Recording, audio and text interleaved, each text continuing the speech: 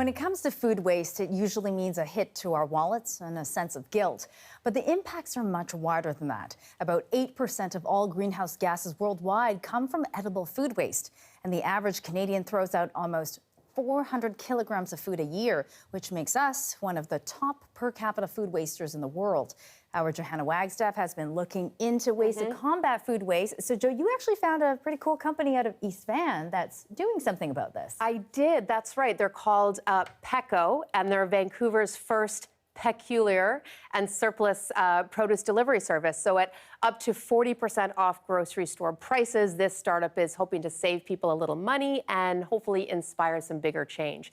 I joined co-founder Sang Lei at their warehouse on packing day. She even let me pack a box. Take a listen. They may not look perfect, but produce like these carrots could be key to solving the problem of food waste. Let's try and look at a box. Let's do it. So this is what's being packed today that will end up on people's doorsteps. I'm here at the Peko packing facility where co-founder Sang Lei is going to show us around. Now, Sang, I'm sort of thinking that this is where odd fruits and vegetables find a home. Can you tell us where we are? As you can see here, this is our packing line. Around us, we can see a lot of produce. So there are some organics and some conventional. And essentially what we do is we have a packing list, and then this list determines what goes into the box. Inside these boxes are fruits and veggies considered either too weird or in too much surplus to be sold at your local grocer. Each week, it's a different variety pack of peculiar or Peko produce. Should this box get an extra onion this week? Let's do it. These are gorgeous, though. So where would these carrots have come from? They came from one of our suppliers. So we work currently with both wholesaler as well as farmer. Grocery shoppers have the pick of the litter when it comes to produce. The nicest looking ones are likely to go first. That leaves less desirable products sitting longer, often destined for the landfill. Hairy carrots like this don't even make it to the produce aisle. Peko's aim is to work with local farmers and wholesalers to get to that edible produce before it becomes waste. If you're a farmer and you have ugly produce, you can maybe compost them or you can upcycle them right at your farm. But wholesalers don't quite have, I guess, the luxury to do that. So it's finding the inefficiencies in the entire food chain, right? Correct. So these beautiful but hairy carrots are perfectly fine. Sang and her partner Ariel Locke, two business students, started Peko as a passion project in May of 2020.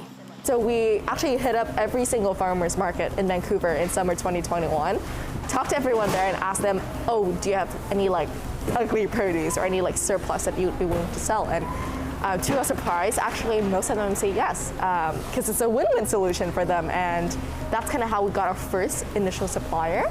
To date, they say they've rescued more than 150,000 pounds of produce from the landfills. But they admit it's been a learning curve for the company on where the majority of waste actually comes from. The majority of food going to waste is actually from surplus and supply and demand fluctuations. They become a little overripe overnight, or maybe have scratches or bruises. So that's the majority of food being waste, not the ugly looking one only. One supplier at a time, one carrot at a time. But just how big is the global food waste problem? About 8% of all greenhouse gas emissions worldwide are the result of food waste. Significant CO2 emissions are generated during food production, the transportation of food, and when it does end up in the landfill, it produces methane, an even more powerful greenhouse gas.